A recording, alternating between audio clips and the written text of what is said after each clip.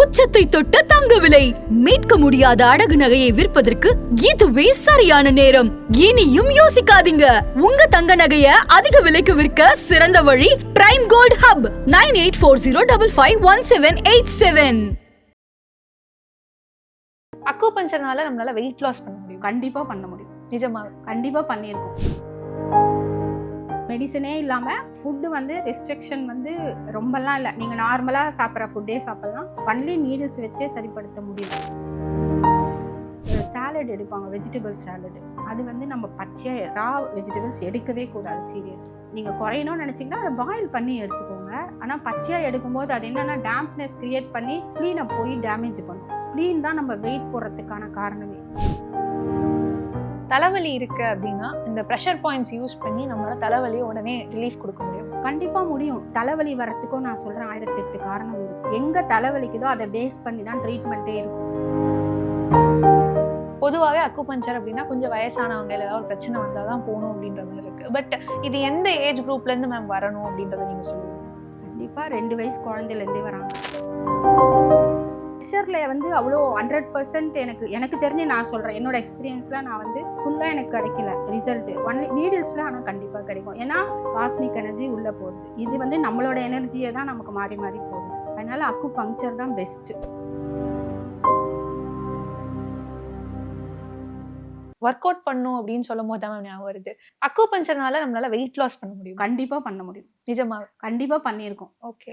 அதான் மெடிசனே இல்லாமல் ஃபுட்டு வந்து ரெஸ்ட்ரிக்ஷன் வந்து ரொம்பலாம் இல்லை. நீங்கள் நார்மலாக சாப்பிட்ற ஃபுட்டே சாப்பிட்லாம். ஒன்லி நீடில்ஸ் வச்சே சரிப்படுத்த முடியும். கண்டிப்பாக முடியும். அது இந்த பர்டிகுலர் வெயிட் வரைக்கும் தான்?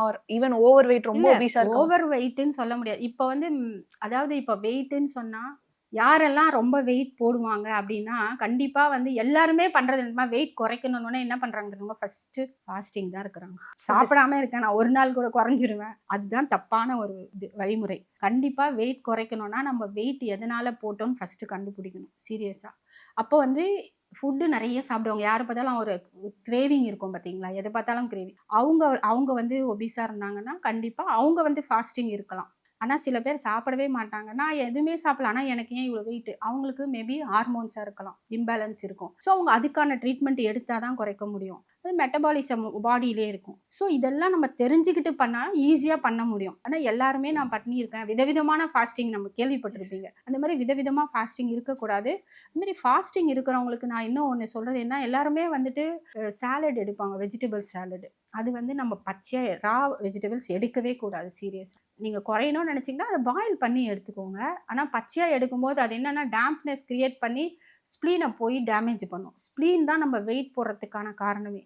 ஸோ அதை டேமேஜ் பண்ணும்போது 1 இன்ச் கூட உங்களால் குறைய முடியாது. ஸோ நீங்கள் வெஜிடபிள்ஸ் எடுக்கும்பொழுது பாயில் பண்ணி எடுக்கிறது ரொம்ப நல்லது. ஸோ இந்த சாலட்ஸ் எப்பயுமே எடுக்கிறோன்னா பாயில் பண்ணி தான் சாப்பிடணும். ஓகே. இந்த ஊற வச்சதெல்லாம் எடுத்துக்கிறாங்க மேம்? அதெல்லாம் ஊற வச்சு எடுக்கலாம். ஸ்ப்ரவுட்ஸ் கூட பார்த்தீங்கன்னா நீங்கள் முளைக்கட்டினது இருக்குல்ல, அது கூட நீங்கள் பாயில் பண்ணி சாப்பிடுங்க. ரொம்ப ஈஸியாக டைஜஸ்ட் ஆகிடும். அதனால தான் நான் சொல்கிறேன். ஸோ டைஜஷனுக்கு எவ்வளோ ஈஸியாக? கண்டிப்பாக. அதே மாதிரி நீங்கள் இப்போ ஸ்கின் பற்றி கேட்கும்போது இந்த பிம்பிள்ஸ் எல்லாம் வருது. நிறைய பேருக்கு பார்த்தீங்கன்னா பிம்பிள்ஸ்னால ரொம்பவே மனசே உடஞ்சி சில பேர் ஒரு ஸ்ட்ரெஸ்ஸுக்குள்ளேயே போயிட்டு டிப்ரெஷனுக்குள்ளே போகிறவங்கள நிறைய பார்க்குறோம். ஏன்னா இப்போ இருக்கிற யங்ஸ்டர்ஸ் எப்படின்னா ஃபேஸில் ஒரு சின்னதாக இருந்தால் கூட அதை ஒரு பெரிய இஷ்யூவாக தான் யோசிக்கிறாங்க. அந்த மாதிரி காலம் ஆயிடுச்சு.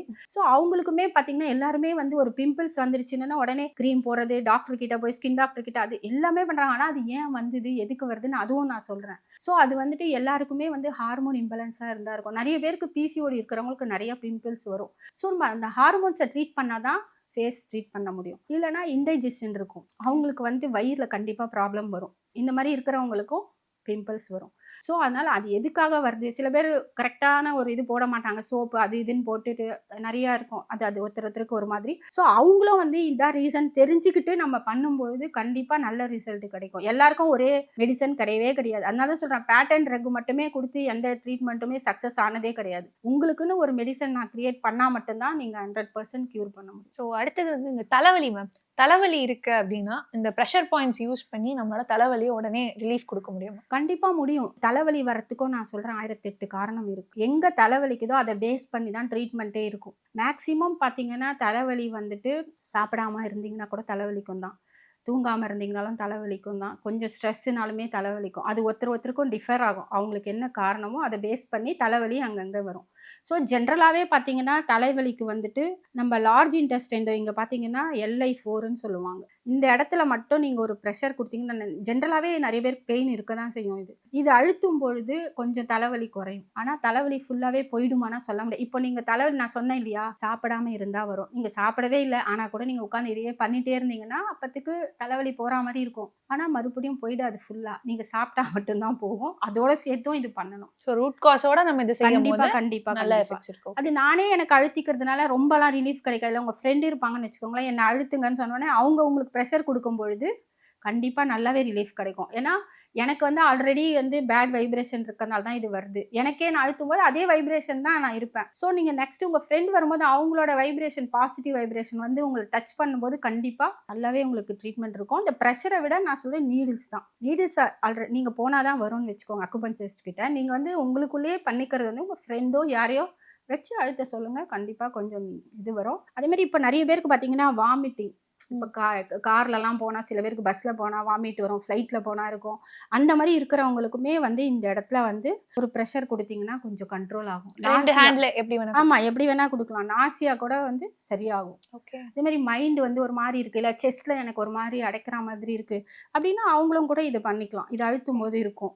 அதே மாதிரி இன்னொன்று வந்து பார்த்தீங்கன்னா சில பேர் வந்துட்டு ஒரு கிடினஸ், சில பேர் வந்து ஃபெயிண்ட் ஆகி கூட விழுந்துருவாங்கன்னு வச்சுக்கோங்களேன்.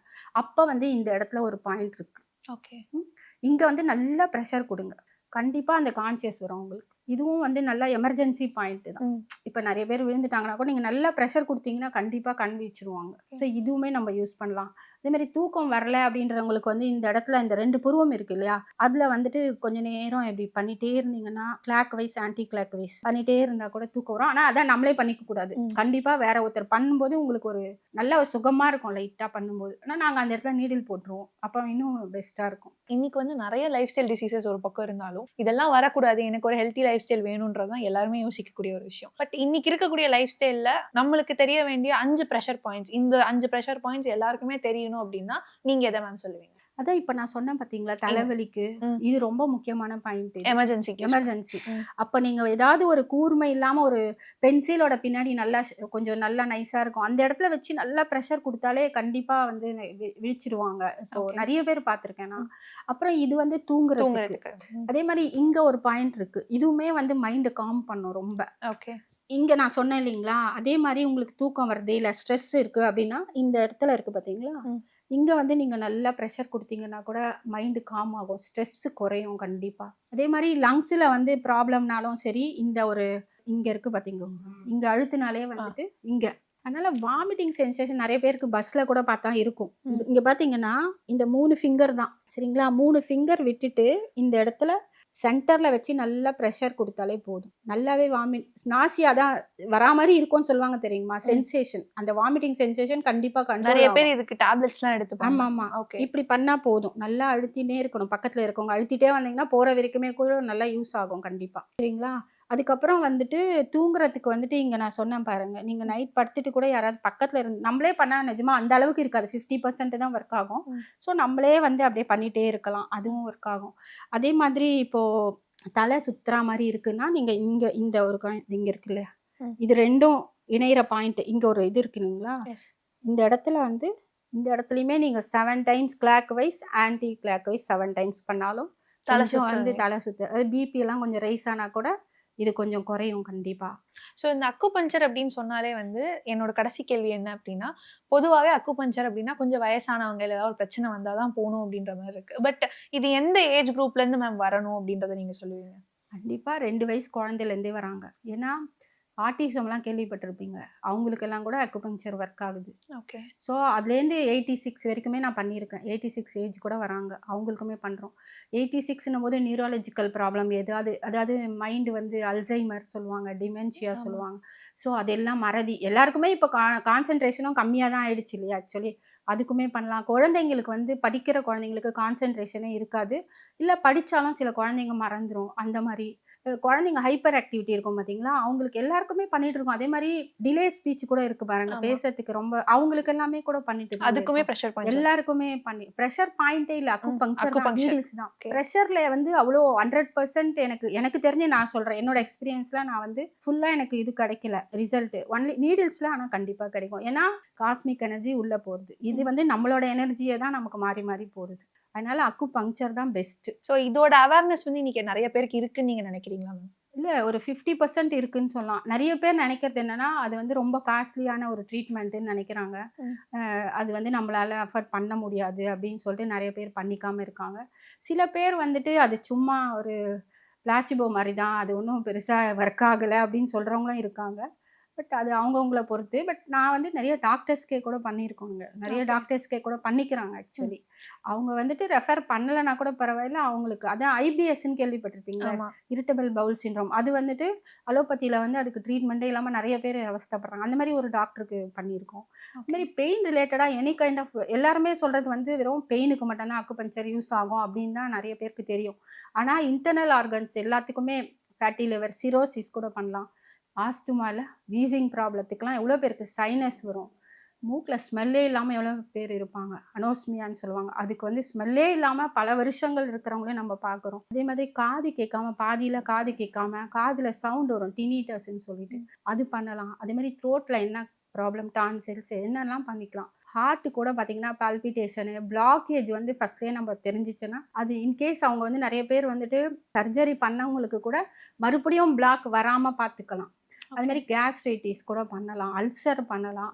அதுக்கப்புறம் போனீங்கன்னா உங்களுக்கு வந்து கிட்னியில் any kind of kidney problems, kidney வந்து டயாலிசிஸ் பண்ணிட்டு இருப்பாங்க, அவங்கள டயாலிசிஸ்லேருந்தே கூட கொண்டு வந்து டேப்லெட்ஸ் கொண்டு வந்து அதுக்கப்புறம் கொஞ்சம் கொஞ்சமாக பண்ண வைக்க முடியும். இந்த யூரினரி இன்கான்டினன்ஸு, ப்ராஸ்டேட் கிளாண்டு ஜென்ஸுக்கெல்லாம் பார்த்தீங்கன்னா அது மாதிரி வந்துட்டு ஹெட்லேருந்து டோ வரைக்கும் நீங்க சொன்ன மாதிரி. கண்டிப்பாக எல்லாமே வந்து பண்ண முடியும். முக்கியமாக வந்துட்டு யூட்ரஸ் ரிலேட்டடான problems, PCOD, fibroid, thyroid, endometriosis, so many things, any kind of. இப்போ எல்லாருமே வந்து சட்டுன்னு ஒரு இது ஃபைப்ராய்டு பார்த்தோன்னே ரிமூவ் பண்ணிடுங்க யூட்ரஸ் அப்படின்னு தான் சொல்லி நிறைய பேருக்கு எடுத்து விட்டுறாங்க. ஸோ அதோட சேர்த்து ஓவரிஸுமே எடுக்கிறாங்க. அது தேவையே இல்லை.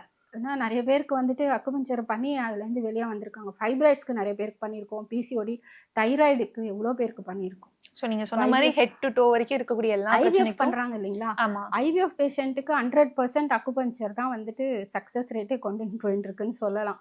ஓகே. ஏன்னா நீங்கள் வெளிநாட்டிலலாம் பார்த்தீங்கன்னா, யூகேல எங்கே யூஎஸ்ல போனாலும் அக்குபங்க்சர் அப்படின்னா சப்போர்ட் என்னன்னா அக்குபங்க்சர் தான். ஓகே. அது பண்ணும்போது இது சப்போர்ட் தான் பண்ணுது. இதுக்கு முன்னாடி கூட கேட்டாங்க, இது வந்து மெடிசன் எடுத்துக்கும் போது அக்குபஞ்சர் எடுத்துக்க கூடாதா, இல்லை பண்ணலாமா வேண்டாமான்ட்டு. அப்படி கிடையாது, என்ன எடுத்தாலும் நீங்கள் அக்குபஞ்சர் பண்ணணும். ஐவிஎஃப்க்கு வந்து ரொம்ப சக்ஸஸ். நான் வந்து ஹாஸ்பிட்டலில் 10 இயர்ஸாக ஐவிஎஃப்க்கு தான் பண்ணிட்டு இருக்கேன், பிரசாந்த் ஹாஸ்பிட்டல். ஸோ அக்குபஞ்சர்னா என்னன்றது தெரியாதவங்களுக்கு இந்த வீடியோ பார்த்துட்டு இருக்காங்க, அக்குபஞ்சர்னா என்ன, இது எதுக்காக யூஸ் பண்றோம், அண்ட் இன்னைக்கு இருக்கக்கூடிய ஹெட் டு டோல இருக்கக்கூடிய எல்லா டிசீசஸ்க்குமே ஒரு கியூர் இருக்கு அப்படின்றத சொல்லியிருக்கீங்க. So thank you so much ma'am. நான் கேட்ட எல்லா கேள்விக்கும் பொறுமையாக பதில் சொன்னதுக்கு தேங்க்யூ. தேங்க்யூ.